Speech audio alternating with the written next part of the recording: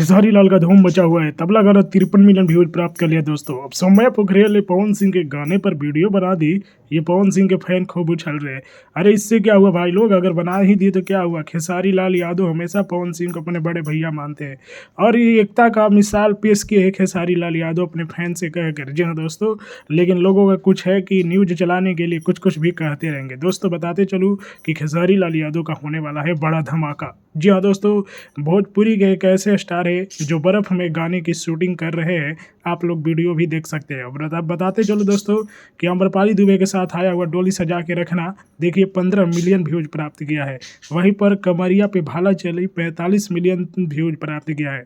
इससे खेसारी लाल यादव बहुत खुश है और उन्होंने बधाई पोस्टर भी जारी किया है। आप लोग देख सकते हैं यामिनी सिंह के साथ खेसारी लाल खूब मस्ती कर रहे हैं और खेसारी लाल यादव ने कहा है कि भोजपुरी में एक बड़ा गाना लेकर आऊँगा। तो आप लोगों का क्या है कहना, कमेंट में बताइए।